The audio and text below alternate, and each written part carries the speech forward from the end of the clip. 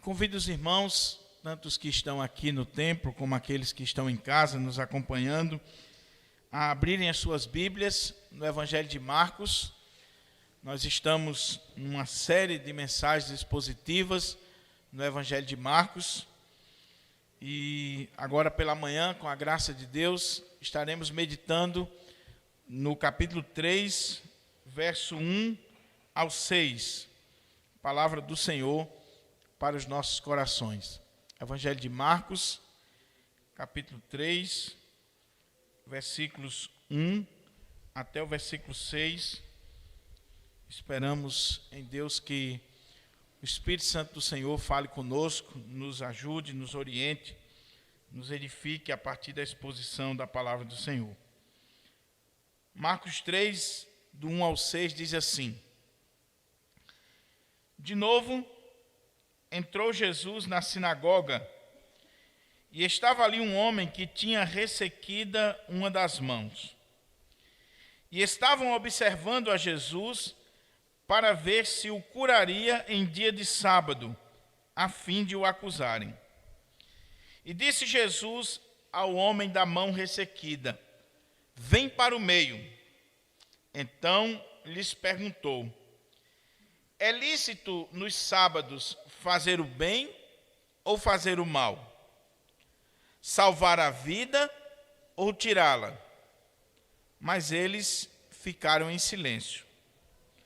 Olhando-os ao redor, indignado e condoído com a dureza dos seus corações, disse ao homem: Estende a mão. Estendeu-a, e a mão lhe foi restaurada. Retirando-se os fariseus, conspiravam logo com os herodianos contra ele, em como lhe tirariam a vida. Vamos orar mais uma vez ao Senhor, pedindo a Ele que nos ajude, que nos agracie com a exposição da sua palavra. Pai querido,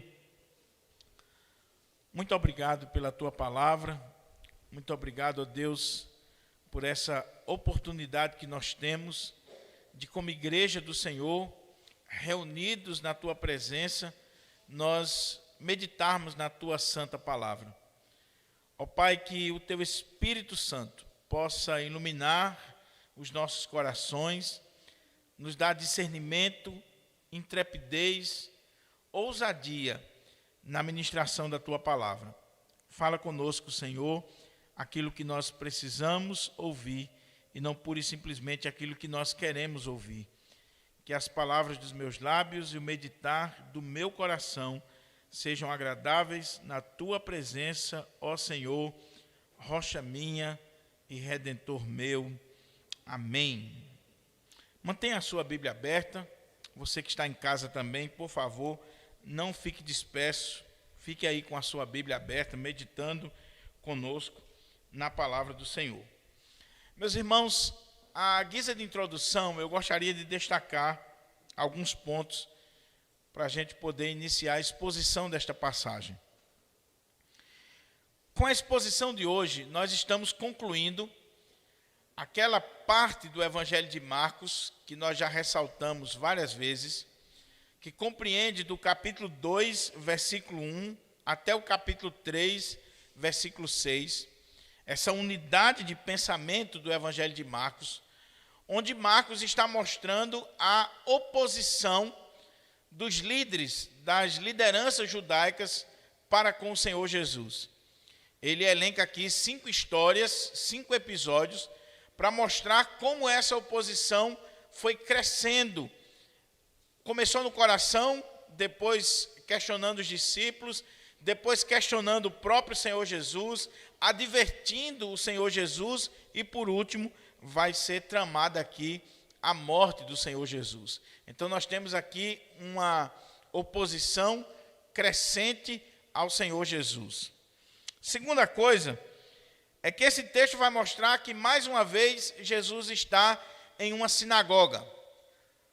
Não sabemos qual era essa sinagoga, o texto não deixa claro para nós isso, apenas diz, de novo, entrou Jesus na sinagoga. Alguns estudiosos querem crer que era a sinagoga de Cafarnaum por causa do contexto, mas nós não sabemos, de fato, não podemos afirmar. Mas Jesus estava na sinagoga como era o seu costume. Era o costume de Jesus, aos sábados, frequentar a sinagoga, até porque ele era um judeu, e ele, como um bom judeu, ele ia à sinagoga todos os sábados. Terceira coisa que eu gostaria de destacar é que na sinagoga nós temos dois grupos. Nós temos aqueles que foram ali para adorar, aqueles que foram ali para estudar a lei, para aprender a palavra do Senhor, e nós temos um grupo que foi à sinagoga naquela manhã, simplesmente com o intuito de acusar Jesus, de pegar Jesus em algum erro, estavam ali tramando na sinagoga. Isso aqui é muito sério para nós, e nós vamos estar expondo isso de forma mais detalhada, mas é possível alguém ir à igreja, ou vir à igreja, com intenções escusas no seu coração, nefastas, com intenções não puras, com intenções que não são corretas, não são ortodoxas. Mas é possível alguém ir para a igreja, ir para o templo, ir para uma sinagoga, ir para um lugar de adoração ou de leitura da lei de Deus, da palavra de Deus, estar ali no dia consagrado para aquilo, no dia do Senhor, mas o coração está completamente distante daquilo que deveria ser o propósito daquela pessoa naquele local. E mais uma vez, Marcos está mostrando aqui para nós a autoridade de Jesus. Jesus tem autoridade sobre as doenças, autoridade sobre o sábado, ele é o Senhor do sábado, ele foi quem fez o sábado. Mas, por último, Marcos está mostrando aqui para nós que, de fato, o sábado foi feito por causa do homem. Jesus vai provar isso quando, no sábado, ele vai curar um homem da mão ressequida na sinagoga. Ele está dizendo que o homem é mais importante do que o sábado. O sábado foi feito por causa dele, para o bem dele, para o bem-estar do homem. E se o homem está mal, se o homem está doente, se o homem está enfermo, se o homem está carente de uma cura, é preciso, mesmo no sábado, realizar aquela cura. Então, eu queria que com a Bíblia aberta, você pudesse ir lendo o texto comigo, e à medida que a gente for lendo, a gente vai parando, refletindo e aplicando o texto para a nossa vida. Então, o texto começa dizendo assim, Marcos 3, 1 ao 6. De novo, entrou Jesus na sinagoga, e estava ali um homem que tinha ressequida uma das mãos. Era o hábito de Jesus ir à sinagoga.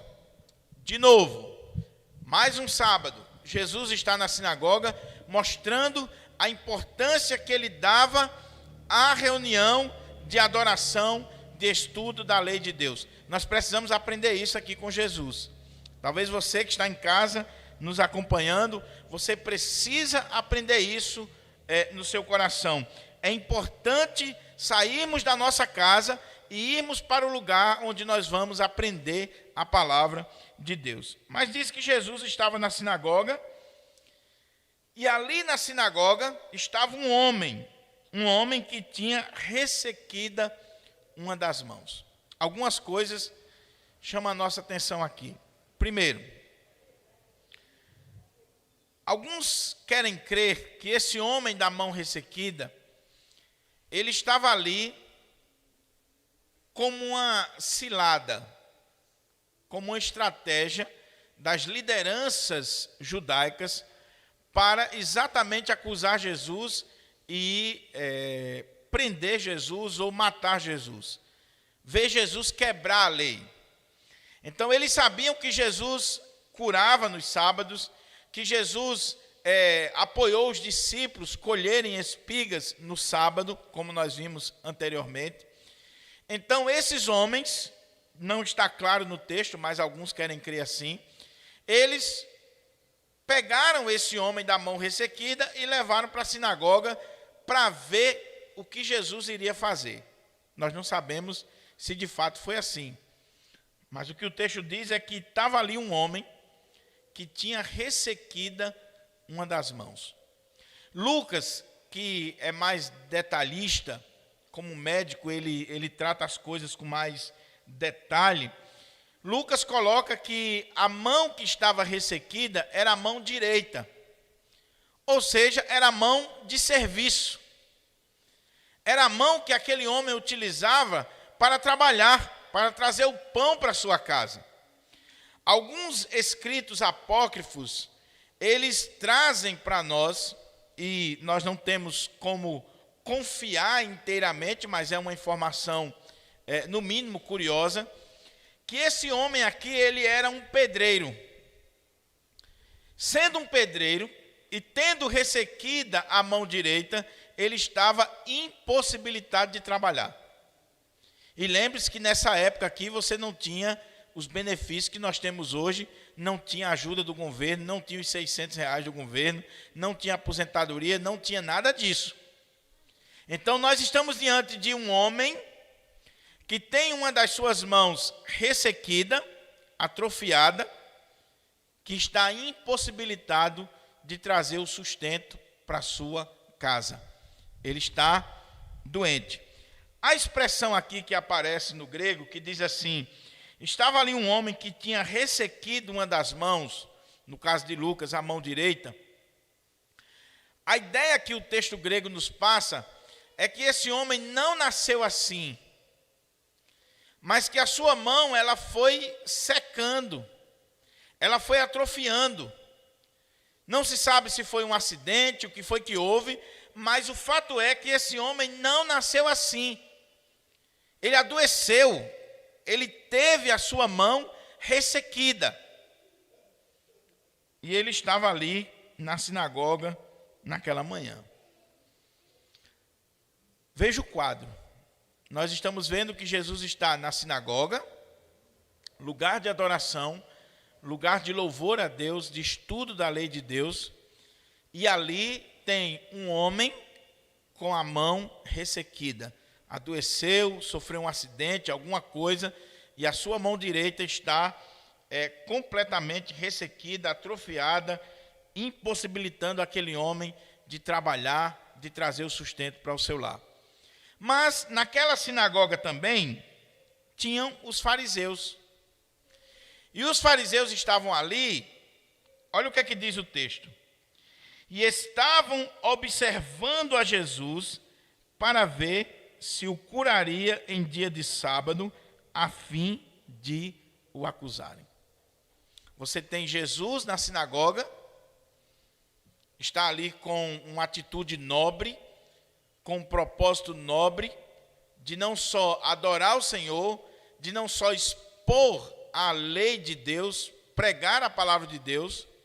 Você tem ali um homem que chegou naquela sinagoga numa situação difícil, de enfermidade, com a sua mão direita atrofiada, enferma, o impossibilitando de levar o sustento para a sua casa, e você tem ali um grupo de religiosos que eles não estão preocupados com aquele homem, com o sustento da casa daquele homem, com a enfermidade que ele está carregando.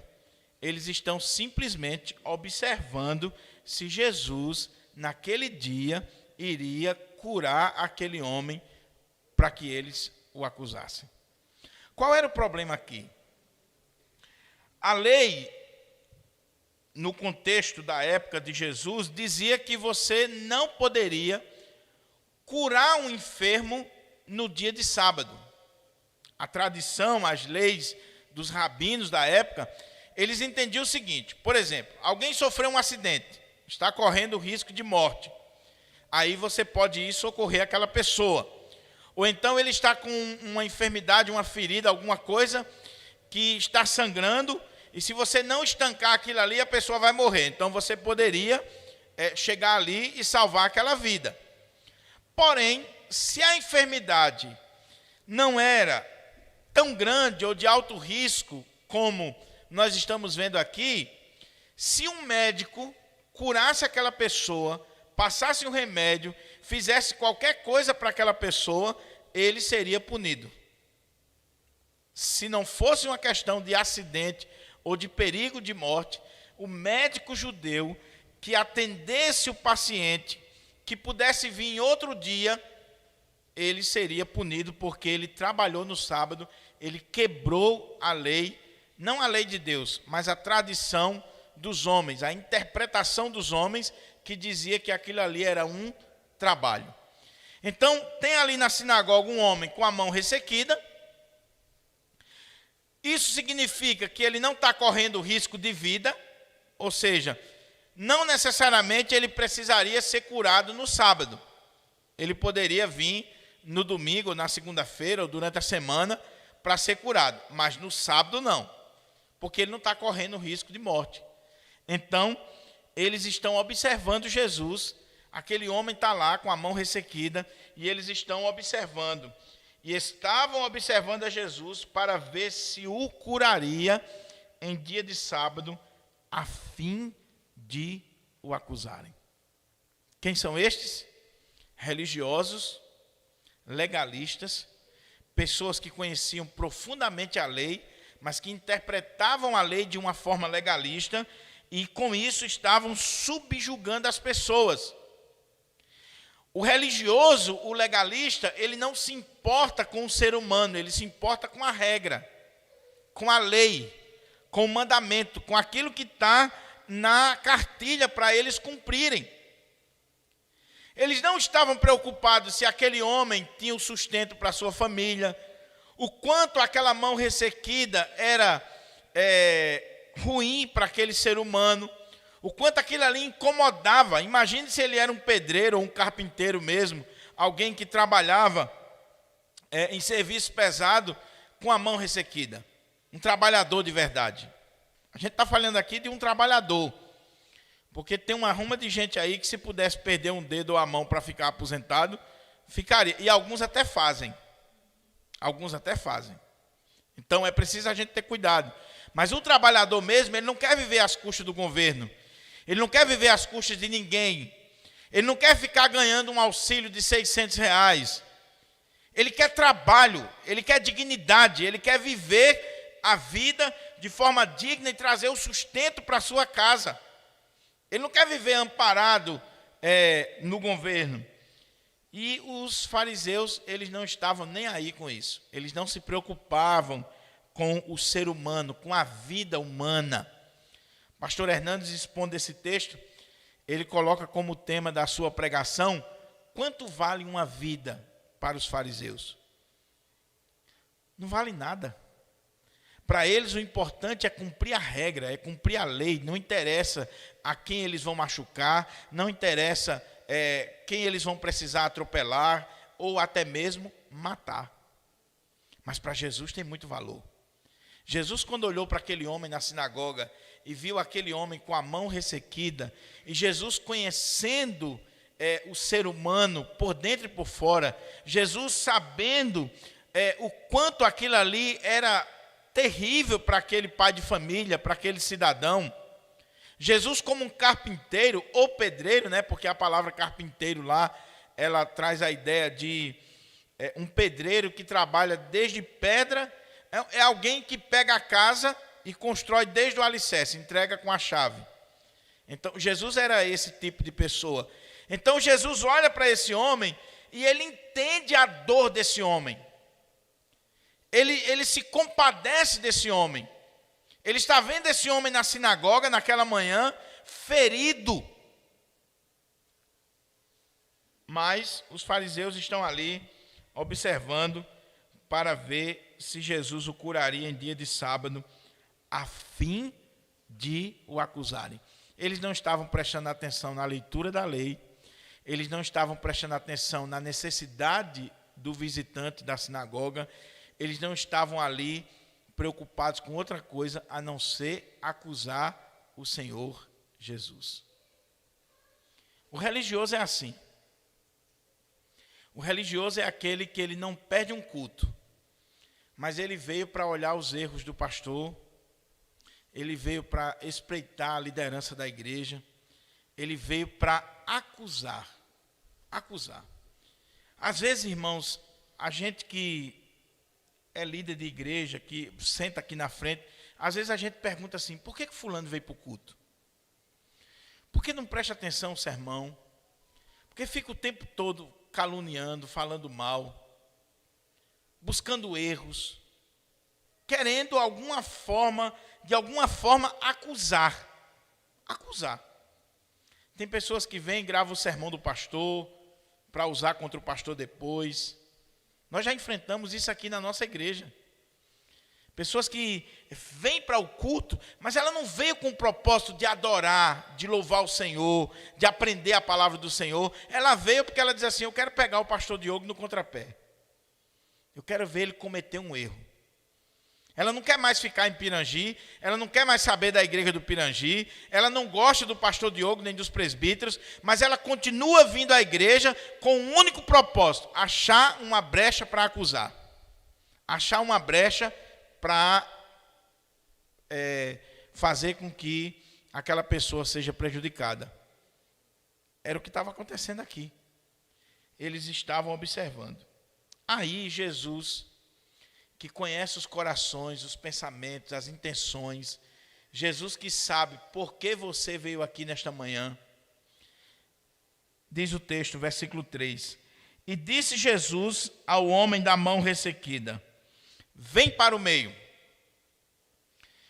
Jesus não tem medo de embates, de conflitos, de oposição. Jesus não age na surdina. Jesus age à luz do dia.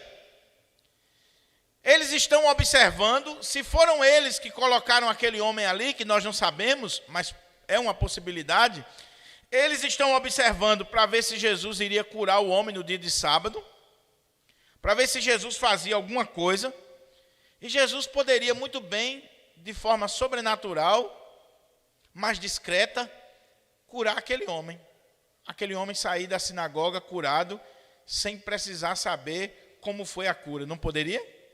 Poderia, ele é Deus, ele é todo poderoso. Mas Jesus não tem medo dos fariseus, dos legalistas, dos religiosos. Jesus diz assim, vem para o meio. Vem aqui na frente. Eu quero que todos vejam.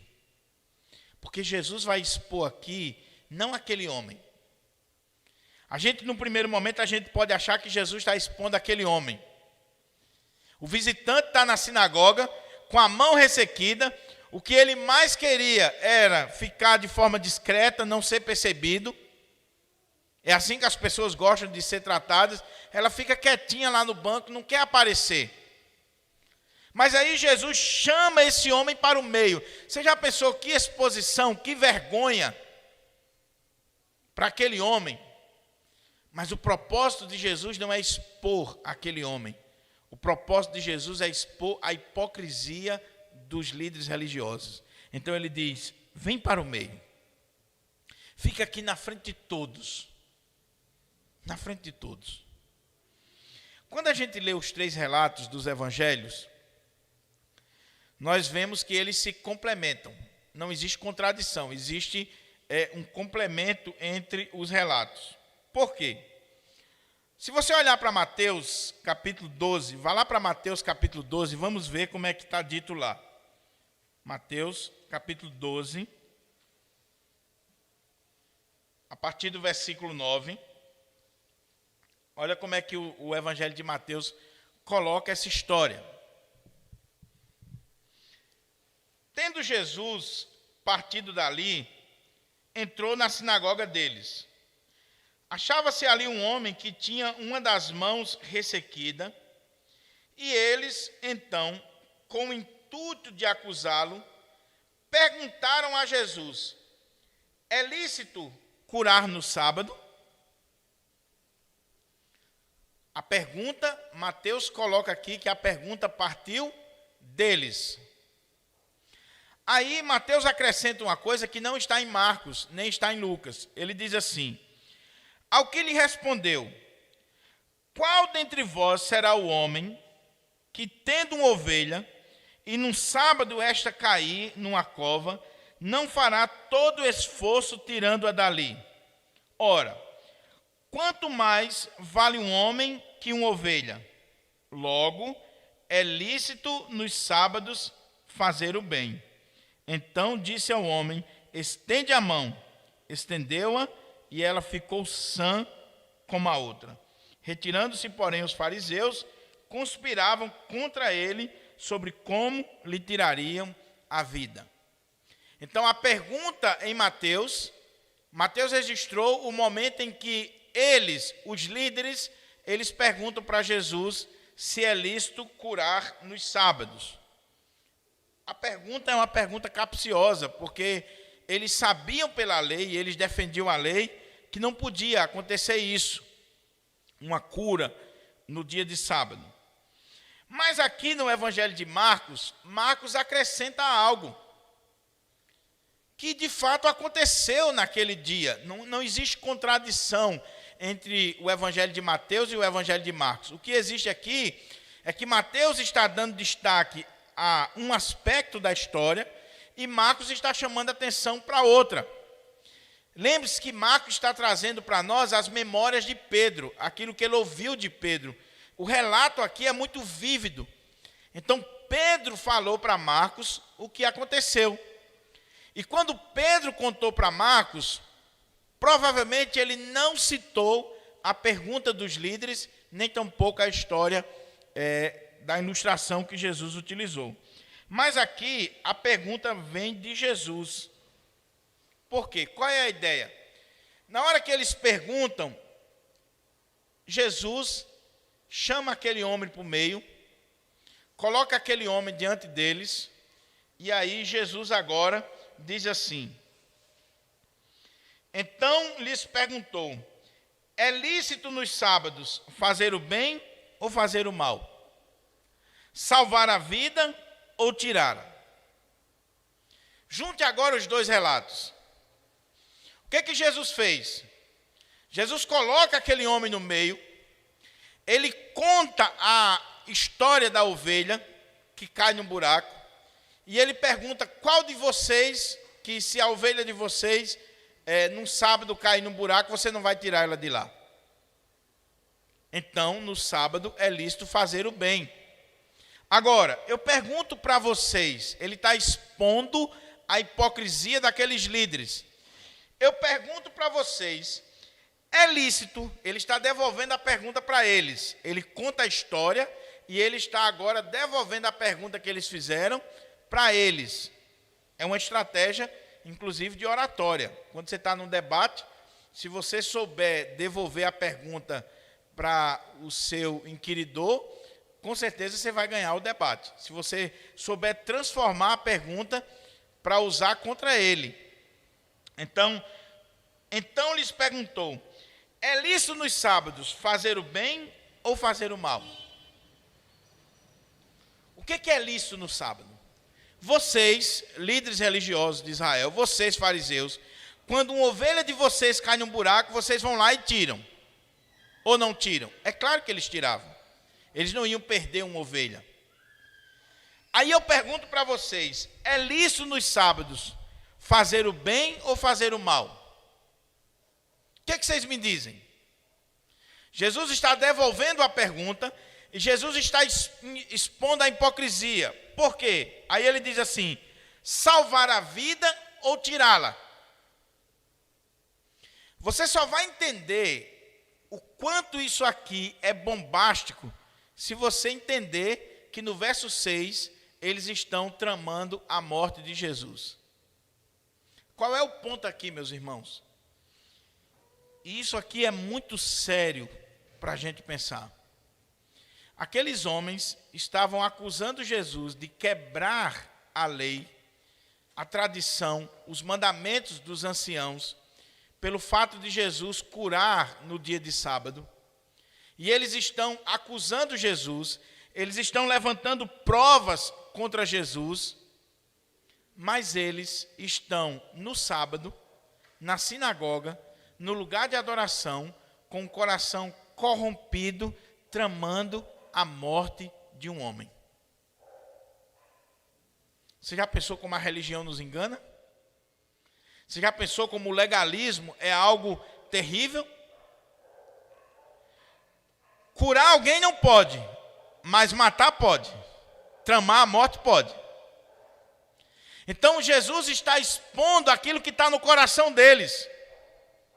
No sábado é lícito fazer o bem, curar alguém, ou fazer o mal, matar alguém? Respondam. Eu quero curar e vocês estão querendo matar. Eu quero dar vida, vocês estão querendo morte. Eu estou aqui fazendo bem para esse homem e vocês estão aqui tramando contra mim, me acusando, querendo destruir a minha vida. Jesus está colocando o espelho da verdade diante daqueles hipócritas fariseus. Então lhes perguntou: é lícito nos sábados fazer o bem ou fazer o mal? Salvar a vida ou tirá-la? O que é lícito no sábado? Já que vocês têm um amor tão grande pelo sábado, já que vocês se importam tanto com o sábado, com a lei, com os mandamentos, vocês querem cumprir à risca, eu pergunto: hoje é sábado, vocês estão fazendo bem ou vocês estão fazendo mal? Vocês estão querendo salvar vidas ou vocês estão querendo tirar a vida? E eles estavam ali querendo tirar a vida do Senhor Jesus.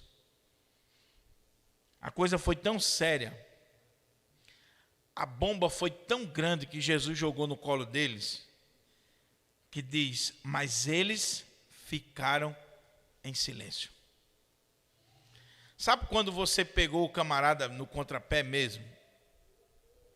Quando você usou um argumento que calou a boca dele, que ele ficou encurralado, ele não sabe mais para onde ir.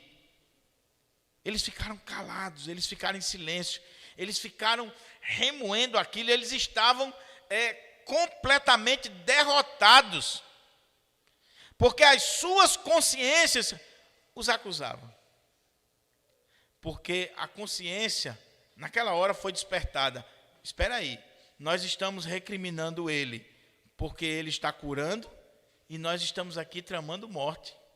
Nós estamos aqui querendo tirar vidas. Nós estamos aqui querendo exatamente matar alguém no dia do Senhor, no ambiente da igreja, na casa de Deus. Como é que a gente pode estar fazendo isso?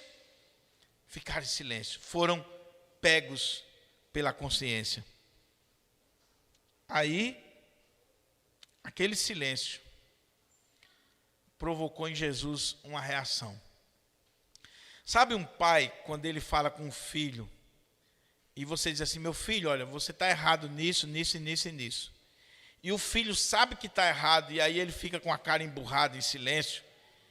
Ele não pode retrucar, porque ele sabe que está errado, mas ele fica emburrado.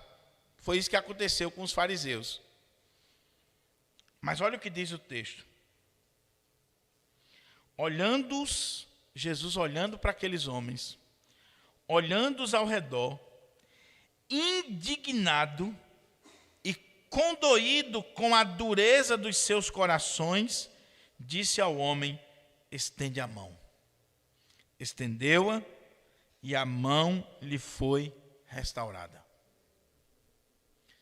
Quando Jesus devolveu a pergunta para aqueles líderes, e eles, acusados pela consciência, vendo que tinham sido pegos na sua estratégia, no seu estratagema, ficaram em silêncio, Jesus, olha como é que diz o texto, olhando-os, Jesus fitou naqueles homens, olhou no rosto deles e viu a dureza do coração, viu a malignidade dos seus corações.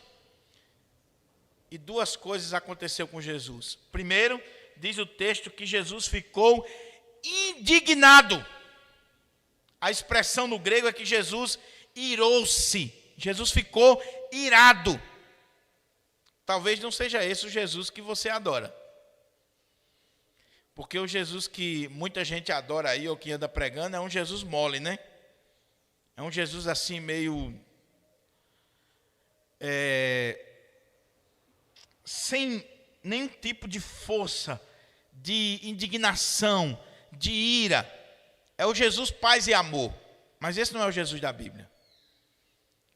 Diz o texto que Jesus, olhando-os ao redor, indignado, irado, Jesus se irou-se com aqueles líderes. Acendeu a ira no seu coração pelo fato daqueles homens serem legalistas, religiosos. Eles eram tão legalistas que eles não estavam preocupados com o ser humano, com a vida do ser humano. Eles queriam cumprir regras, além deles viverem uma religião hipócrita, de exterioridades. Estão no templo, estão na sinagoga, mas o coração é mau, trama, indignado, irado, mas ao mesmo tempo, a expressão diz assim, e condoído. Jesus se ira, essa ira do Senhor Jesus se acende de uma forma muito clara, mas essa ira é temperada com compaixão. Ele olhou para aqueles homens, ele se irou quando ele viu aquilo ali, mas ao mesmo tempo ele sentiu compaixão, ele se condoeu com a dureza do coração. Há aqui um misto de emoções, de reações no Senhor Jesus. Ele se ira, mas ao mesmo tempo ele sente compaixão, ele se condói por aqueles homens. Por quê? Com a dureza do coração. Meus irmãos, não há nada que torne o coração mais duro do que a religião, do que uma ideologia, do que um pensamento. Endurece o coração. Uma vez eu vi um pastor dizer uma coisa que me marcou muito. Ele disse assim: os corações mais duros não estão fora da igreja, estão dentro. A gente pensa o contrário, né? A gente acha que os corações mais duros estão lá no mundo. Não, irmãos, os corações mais duros estão aqui. Os corações mais duros são aqueles que frequentam a sinagoga todo sábado. Os corações mais duros são aqueles que vêm para Pirangi todo domingo de manhã e domingo à noite. E na quarta-feira. Sabe por quê? Porque estão todo domingo ouvindo a palavra de Deus e ainda continuam fazendo o contrário. Corações duros, empedernidos. Corações que não se importam com o outro, não se importam com o seu semelhante. Corações que querem simplesmente cumprir a regra, a risca, a religião, a norma da igreja. Não interessa se vai ferir, se vai matar, se vai destruir. Não interessa o que o outro está passando, o que o outro está vivendo. Coração duro. Está ouvindo a palavra está sendo pregada, mas está tramando contra o seu irmão, está tramando contra o seu pastor, está tramando contra a sua liderança. Corações duros. E isso provoca ira e compaixão no Senhor Jesus. Aqueles corações duros não estavam fora, estavam dentro da sinagoga. Condoído com a dureza do seu coração, aí Jesus disse ao homem: estenda a mão. Jesus sabia das consequências disso aqui, mas ele está irado, ele está condoído, ele está sem suportar aquela religião legalista, farisaica, e ele não está nem aí se ele vai perder a vida, ele quer salvar uma vida.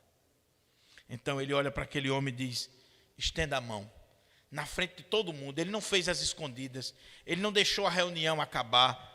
Ele sabe que eles estão tramando, ele sabe que eles vão usar aquilo contra ele, que eles vão matá-lo, mas ele diz: estenda a mão, eu vou curar você, eu estou curando você, Eu não me importo com legalismo, com religião farisaica, com mandamentos de homens, com ensinos de homens. Eu não me importo com isso.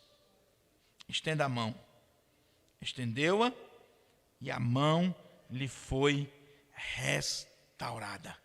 Imediatamente. Imediatamente. Mas quer ver o que é um coração duro? Quer ver o que é um coração religioso? Quer ver que os corações mais duros estão dentro e não fora? Como é que o texto termina? Retirando-se os fariseus, conspiravam logo com os herodianos contra ele, em como lhe tirariam a vida. Nem vendo o milagre, nem vendo a alegria daquele homem, nem vendo a restauração daquele homem, eles se dão por vencidos, eles se quebrantam, eles amolecem o coração. Pelo contrário, eles viram um milagre extraordinário. A mão daquele homem foi restaurada. A vida, a dignidade, a família. Agora aquele homem poderia voltar para o seu lar e trazer o sustento para a sua casa.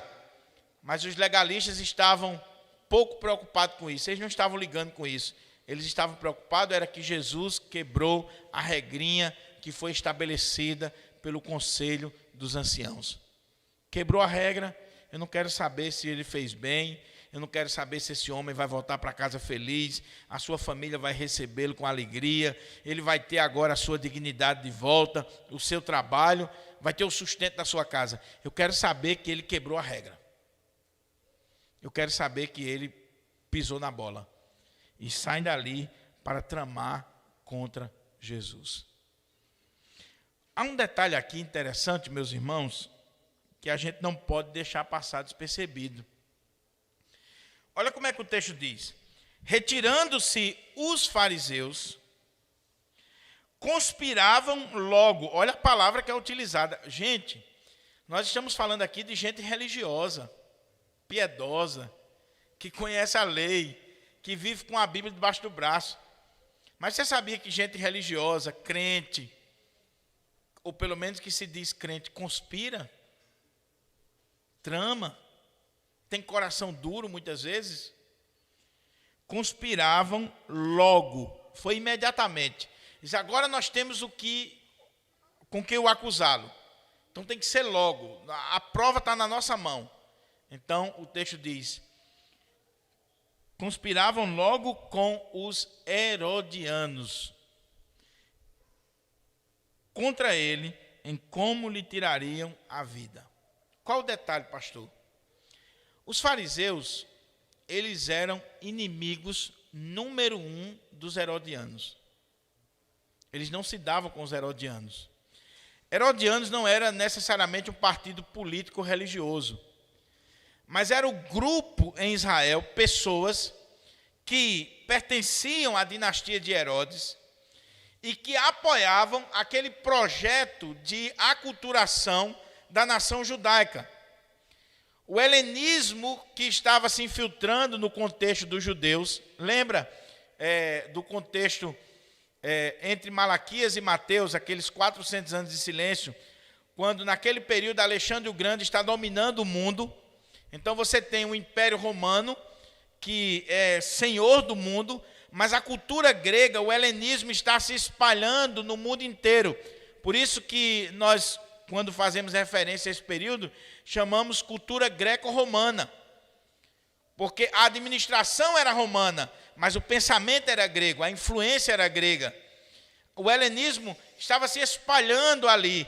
E os fariseus, eles surgiram exatamente nesse período. A palavra fariseu quer dizer separado, porque eles não aceitavam essa aculturação, essa infiltração da cultura grega, do helenismo, na cultura judaica. Eles não eram a favor de Herodes e dessa política de Herodes que trazia toda essa gama cultural dos gregos e os deuses para o povo judeu. Então, fariseu e herodiano estavam em lados opostos, eram inimigos. Mas, para matar Jesus, para deter Jesus, que era o inimigo comum para eles, eles se unem. Inimigos estão se unindo para matar o Senhor Jesus. Você já pensou como a coisa é séria? Você já pensou como a trama aqui é diabólica a ponto de unir inimigos? Pessoas que pensam diferente, que têm costumes diferentes, que estão em lados opostos, agora se juntam com um plano maligno: matar o Senhor Jesus, tirar a vida dele. Isso acontece hoje? Só é o que acontece. Pessoas que antes não se falavam, eram inimigos, mas quando trama qualquer coisa no ambiente da igreja, elas se juntam para destruir alguém. Se juntam para destruir alguém. Às vezes, quando você olha assim, eu não acredito que fulano está na mesma foto com ciclano, não. Porque eles não se batiam, eles não pensavam igual. Como é que agora estão juntos? Como é que agora estão se elogiando no Facebook? Porque estão tramando contra alguém, para tirar a vida de alguém, para destruir a reputação de alguém. Eles saíram dali e conspiravam com os herodianos logo em como tirariam a vida de Jesus. Marcos está concluindo aqui essa sessão com as 5 histórias que narram a oposição crescente ao Senhor Jesus, oposição essa que tem como fim a sua morte. Quais são as lições que nós podemos tirar daqui, meus irmãos, para a nossa vida? E eu espero que saiamos daqui nessa manhã pedindo a Deus graça e misericórdia para que a gente possa colocar em prática a palavra do Senhor. Em primeiro lugar, qual é a motivação que você tem quando você vem à casa de Deus? O que motiva você? O que está no seu coração? Quando você saiu de casa nesta manhã para vir aqui, nesse templo, participar do culto, o que motivou você? Pense nisso. Avalie. Se olhe no espelho antes de vir para cá e pense, por que eu estou indo para aquele lugar de adoração? Qual é a minha motivação? O que está me movendo? O que está no meu coração? Alguns, porque querem vir aqui arrumar uma namorada, olhar para as meninas da igreja. Outros, porque, apesar de não concordar com o pastor Diogo, eu estou indo que eu quero ver se eu encontro alguma falha nele, para que eu possa dar uma cacetada segura nele. Então, eu não quero mais saber da igreja, eu não gosto da igreja, já decidi sair da igreja, mas eu vou continuar um tempo lá, até eu pegar uma brecha no pastor para prejudicá-lo. No dia que eu pegar, eu vou embora. Qual é a motivação? O que você veio fazer aqui? Ah, não, eu vou olhar se o ministro de música que foi contratado pela igreja, se realmente ele está fazendo jus ao contrato, aquilo que foi estabelecido. Se ele está cantando bem, se está tocando bem. Eu quero ver se ele realmente vai montar o grupo de louvor, se vai acontecer, porque aqui na igreja nada dá certo. Qual é a motivação? O que você veio fazer? Ah, não, eu vim porque eu quero dar satisfação aos meus pais. Ah, eu vim porque eu quero agradar a minha esposa. Eu vim porque fui obrigado. Qual é a motivação? Nós devemos ter a motivação do Senhor Jesus. Estar aqui com o coração aberto para adorar a Deus, para aprender a lei de Deus, para ministrar a lei de Deus, para lutar por vidas. Por vidas. Segunda coisa. Qual o valor que a vida humana tem para você? Que o ser humano tem para você? Você está mais preso a rituais, a regras, a mandamentos de homens, ou você valoriza vida, vidas, gente? Meus irmãos, eles estão querendo cumprir um códigozinho estabelecido pelos pais, pelos anciãos. E Jesus está preocupado com gente, com pessoas. Jesus viu aquele homem, o coração daquele homem, a família daquele homem, o bem-estar daquele homem. Jesus viu que ele precisava restaurar a dignidade daquele homem. Você está aqui preocupado com vidas? Isso é um alerta para mim, que sou pastor. Estou pregando para você, eu estou pregando para mim. Eu tenho que olhar para o meu coração e perguntar, será que quando eu subo nesse púlpito para pregar a palavra, eu estou preocupado com vidas ou eu estou preocupado em aparecer? Eu estou preocupado em ficar conhecido, em mostrar conhecimento. Alguém já disse o seguinte, uma coisa é amar a pregação, outra coisa é amar as pessoas para quem nós pregamos. Há muito pastor que ama a pregação, ama o ministério, ama o fato de estar no lugar de destaque. Ele ama o ministério pastoral, ele ama a pregação, ele ama discursar, mas ele não ama as pessoas para as quais ele prega. E o nosso chamado não é pura e simplesmente para amar a dinâmica da pregação, o estar no púlpito, estar à frente. O nosso chamado é para amar pessoas. Na hora que eu prego, na hora que eu exorto, na hora que eu ensino, o tempo que eu gasto me preparando tem que ser visando pessoas, o bem das pessoas, a vida do ser humano. Você se importa com elas? A gente tem que ter cuidado, porque muitas vezes a gente está preocupado com prédio, com estrutura. E eu não estou dizendo que não tem que se preocupar. Tem que se preocupar. Mas eu tenho que me preocupar com o prédio com a seguinte motivação. Eu tenho que fazer o melhor nesse prédio, porque eu tenho que dar o melhor para as pessoas que vêm aqui. Essa é a motivação. Não é o prédio em si, mas são as pessoas que vão estar aqui. Eu tenho que comprar a melhor bancada. E se Deus quiser, nós vamos comprar a melhor bancada que a gente puder. Para quê? Para aparecer? Não.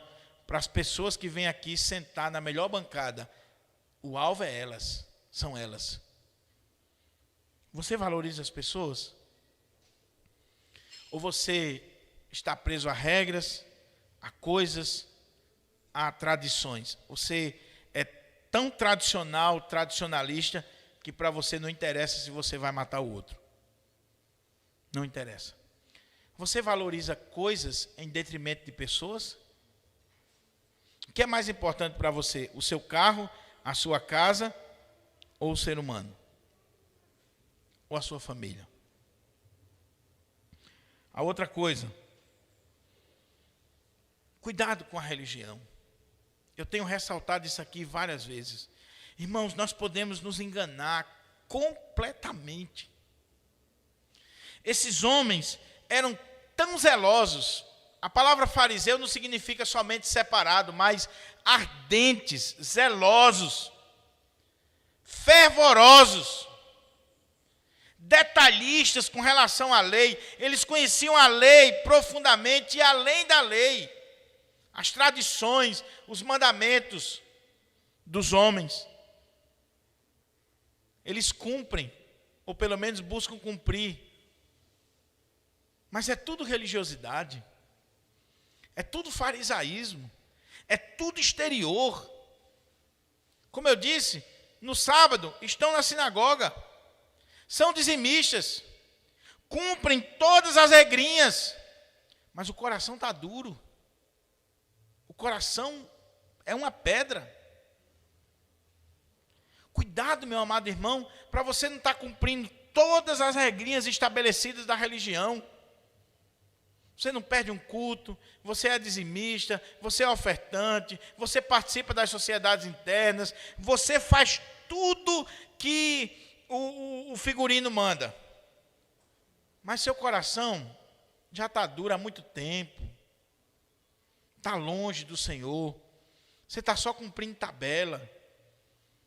Você está vindo porque, afinal de contas, você aprendeu a vir, você é religioso de carteirinha, presbiteriano de nascença, roxo. Sou presbiteriano roxo, pastor. Eu já sou da 10ª geração. Estou aqui nessa igreja, desde a fundação dessa igreja. Cuidado comigo, viu? Porque eu posso tirar o senhor a qualquer momento. Um dia eu estava pregando aqui na igreja, numa quarta-feira, e aí eu dei uma palavra mais dura sobre um aspecto, e uma pessoa disse assim: olha, pastor, o senhor cuidado com o que o senhor fala, porque eu sou dessa igreja desde o início, e eu tenho influência no Brasil inteiro, eu posso tirar o senhor em qualquer momento e prejudicar seu ministério. Coração duro. Coração duro. O coração duro, ele não ouve a palavra mais, a palavra não bate mais nele e produz mudança. O coração duro, ele não se importa mais com milagres, com o sobrenatural, com a presença do Espírito Santo, com vida sendo transformada. Para ele não faz diferença nenhuma. O ministro de louvor está aqui tocando o hino, a igreja se deleitando, chorando na presença do Senhor, o coração duro está lá, olhando para o lado, olhando para o outro, procurando um erro, procurando um defeito, não se quebranta mais. O pastor está pregando a palavra, ele já sabe de tudo, ele tem 50 anos de igreja, ele já sabe de tudo, como é que começa, como é que termina, não sente mais nada, nada, nada, nada. Eu quero perguntar para você, quando foi a última vez que você chorou na presença de Deus? Através de um cântico, da leitura da palavra, a exposição da palavra. Quando foi a última vez que você chegou na igreja e você participou de um culto, que aquilo ali mexeu com você, com a sua vida, com o seu coração, com as suas emoções? Aí a gente usa a desculpa, né? Não, pastor, eu não quero saber de emocionalismo. É emocionalismo barato, meu irmão, eu também não quero saber, não. Agora eu fico indignado quando o miserável ele vai para o jogo, lá no estádio de futebol, e ele grita, berra, pula, tudinho, ele sente emoção. Mas na igreja é um cabo de vassoura. Alguma coisa está errada, meu irmão. Alguma coisa está errada. Você se emociona com tudo, mas na casa de Deus você não sente nada. Absolutamente nada. Você entra frio e sai gelado. E alguns ainda botam a culpa no pregador, no cantor. Essa igreja é fria. Será que é a igreja que é fria ou é você que é frio? Será? Cuidado com a religião. Ô, meu irmão, não tem nada mais nojento do que religioso. Não tem nada mais corrompido do que religioso. Porque o religioso é aquele que fica cuidando da vida dos outros, que fica espreitando a vida dos outros, tramando com as pessoas, fazendo documento para o conselho, expondo as pessoas. Seja crente. Seja um discípulo de Jesus. Seja alguém que de fato adora o Senhor. Mas em último lugar, a última aplicação que eu queria tirar é: quando foi a última vez que você se indignou com os males ou as mazelas da falsa religião ou da falsa religiosidade? Quando foi a última vez que você se irou, como Jesus se irou aqui? Irmãos, a coisa está séria. A gente não se ira mais com aquilo que a gente deveria se irar. O nome de Deus está sendo blasfemado. A obra de Deus está sendo corrompida. Falsos profetas se levantam, dizem o que querem. Falsos religiosos, gente de coração duro, gente prejudicando a obra de Deus, fazendo tudo que não presta, e você não está nem aí. Você não se ira, você não se indigna com aquilo. E alguns ainda usam a desculpa assim: não, pastor, mas a Bíblia diz assim: no que depender de vós, tende paz com todos os homens. Para justificar a sua covardia. Se você sabe que tem um irmão prejudicando a igreja, prejudicando a obra de Deus, sendo instrumento de Satanás na obra de Deus, e você não se indigna com isso, você não se ira com isso, você está simplesmente sendo um covarde. Um covarde. Mas não é só no ambiente da igreja, não. No ambiente da nação. Essa semana, você sabia que essa semana foi aprovado no Rio Grande do Norte o Dia da Consciência Lésbica? Dia 29 de agosto, que é o dia 12 de agosto é o dia do presbiterianismo. O mês de agosto é o mês de missões na igreja presbiteriana, mas a partir deste ano, todo dia 29 de agosto é o dia das lésbicas no Rio Grande do Norte, aprovado pelo Rio Grande do Norte, pelas lideranças políticas do Rio Grande do Norte. E aí tem um deputado evangélico que entrou com uma proposta para criar o Dia da Consciência Heterossexual, no dia 30. 29 da lésbica, dia 30 heterossexual. Mas o meu ponto aqui é, você se indigna com isso? Você se ira com isso? Ou você tem medo de questionar, de bater de frente? Você não diz nada nas redes sociais. No máximo que você faz é se o pastor posta alguma coisa, você curte. Mas não bota nada que é para nos comprometer, não se queimar. Porque quando a gente coloca qualquer coisa que vai de encontro ao que está aí no mundão, a lapada que a gente leva não é brincadeira. Eu já estou calejado, não estou nem aí. Quando vem a inspiração, eu escrevo mesmo e boto lá e não estou nem aí com a lapada que vem de lá para cá.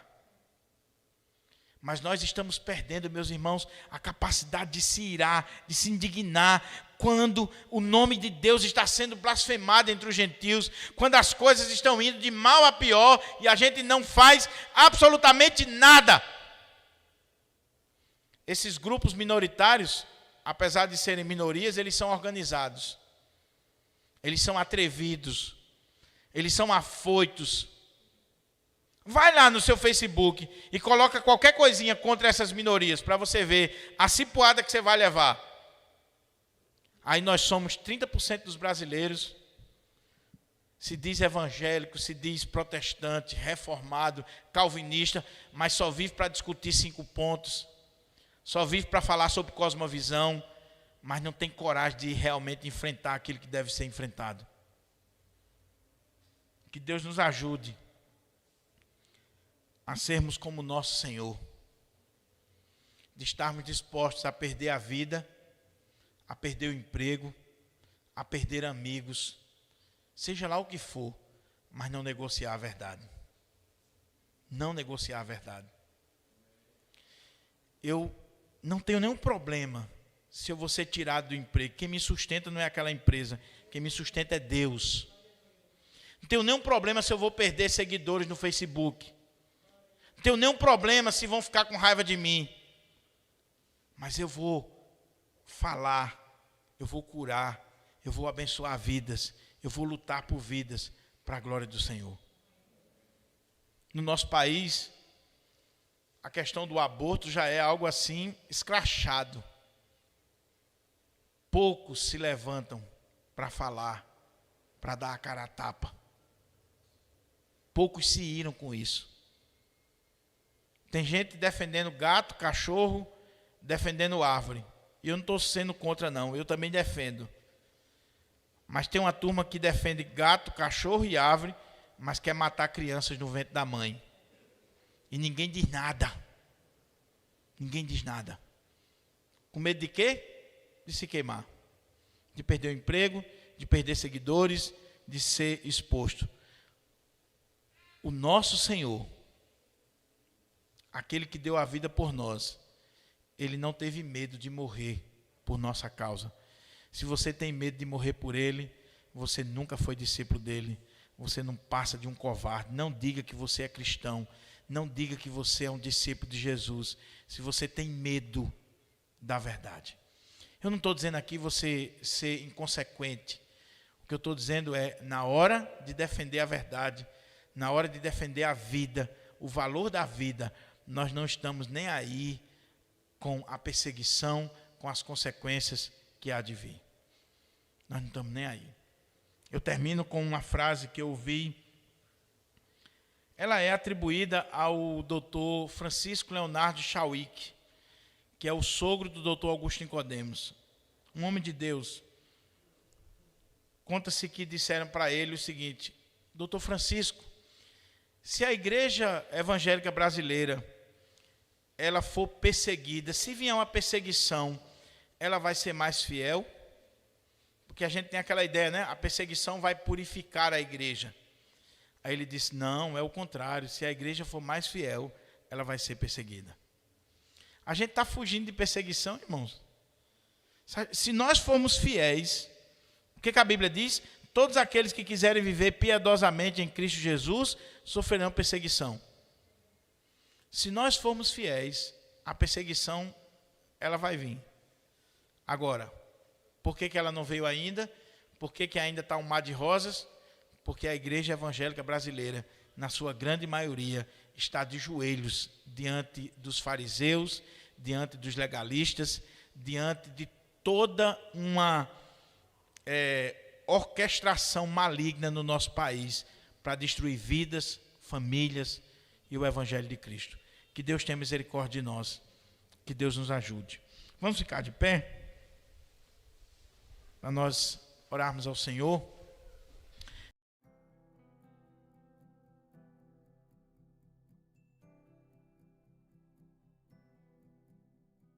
Cantai ao Senhor um cântico novo. Cantai ao Senhor todas as terras. Cantai ao Senhor, bendizei o seu nome. Proclamai a sua salvação dia após dia. Anunciai entre as nações a sua glória. E entre todos os povos as suas maravilhas. Porque grande é o Senhor